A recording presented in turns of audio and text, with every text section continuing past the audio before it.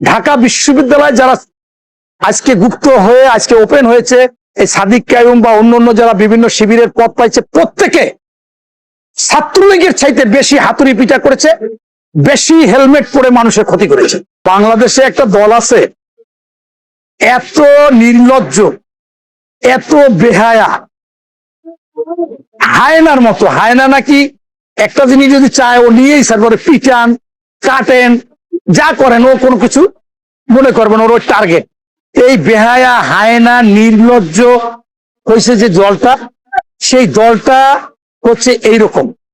এখন আপনারা বলবেন যে কিভাবে এরা বেহায়া নির্লজ্জ, এদের কিন্তু হাতে নাতে অনেক প্রমাণ দিবেন।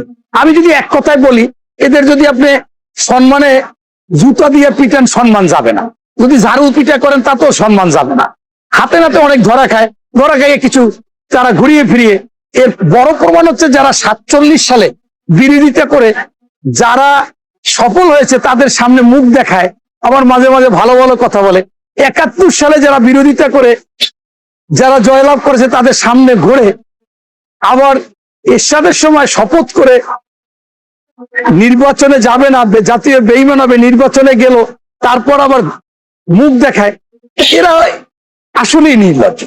আজকে আপনি দেখেন বাংলাদেশে 11 দল আছে, তার মধ্যে কয়েকটা দল আছে তারা প্রত্যেকে গ্রামগঞ্জে আগে শুনতাম যে একটা শিয়াল হুক্কাউ বললে সবগুলো হুক্কাউ ডাকত, আর রাস্তায় ঢাকায় দেই একটা কাউয়া মানে কাকা করলে সবগুলো ওই জায়গায় কাকা করে, মানে একই কথা বলে।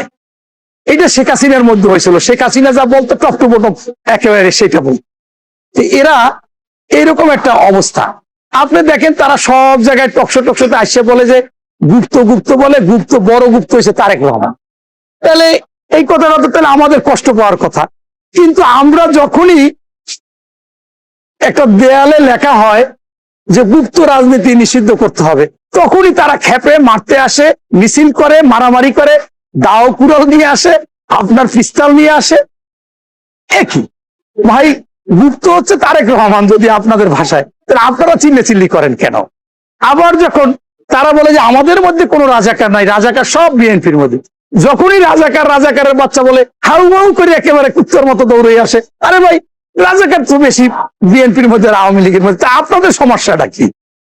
এখন আপনি যে গুপ্তর কথা বলেছেন, এইটা একেবারে স্পষ্ট যে এই সংগঠনটা গুপ্ত থেকে, গুপ্ত যদি আরো ব্যাখ্যা দেন তাহলে তারা হলে ষড়যন্ত্রকারী এবং এই বাংলাদেশের স্বাধীনতা বিরোধী। তারা কোনোভাবে 71কে মানতে পারে না। ওই যে এটিএম আজহার কয়েকটা সবাই নির্বাচনের আগে বলেছে যে 24-এর পর যদি কেউ 71-এর কথা বলে তাহলে সে দেশের শত্রু, তাকে দেশ থেকে বের করে দেওয়া হবে। নাউজুবিল্লাহ, কি রাজাকারের বাচ্চা, কি ধরনের কথা বলে আপনি? কেমন কথা? এই কথা কি? তার মানে কি? তার মানে আপনাদের বুঝতে হবে যে তারা এই 24-কে যে বিভিন্ন রকমের আন্দোলন সংগ্রাম করতে চাইছিল, এই 24-কে যদি সাকসেস করতে পারে তাইলে ওনারা মনে করতেছে যে আমাদের 47 71 আমরা দুধ দিয়ে ধুয়ে পরিষ্কার হয়ে গেলাম। কিন্তু এইটা কি সম্ভব? আপনার 1757 সালের পলাশির যুদ্ধ, মির্জাপুর প্রায় 300 বছর হয়ে গেছে, সেই মির্জাপুরের কবরে এখনো থুতু মারে মানুষ। এবং এই বছর ভারতে বলেছে যে মির্জাপুরের বংশধর যারা আছে তাদের ভোট অধিকার নিষিদ্ধ হবে। তাহলে আমাদের স্বাধীনতা গেল 55-56 বছর, এবং এত শহীদ, এত মা বোনের ইজ্জত, এত গণহত্যা, এইটা সহজে ভুলে দেবে, এটা কোনো কথা?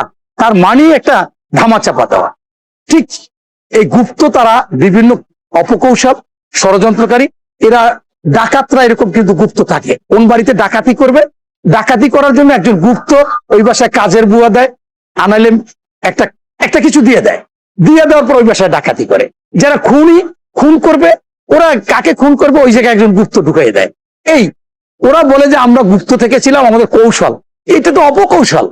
আপনার দেখবেন ঢাকা বিশ্ববিদ্যালয় যারা আজকে গুপ্ত হয়ে আজকে ওপেন হয়েছে, এই সাদিক কায়ুম বা অন্য যারা বিভিন্ন শিবিরের পদ পাইছে, প্রত্যেকে ছাত্রলীগের চাইতে বেশি হাতুড়ি পিটা করেছে, বেশি হেলমেট পরে মানুষের ক্ষতি করেছে।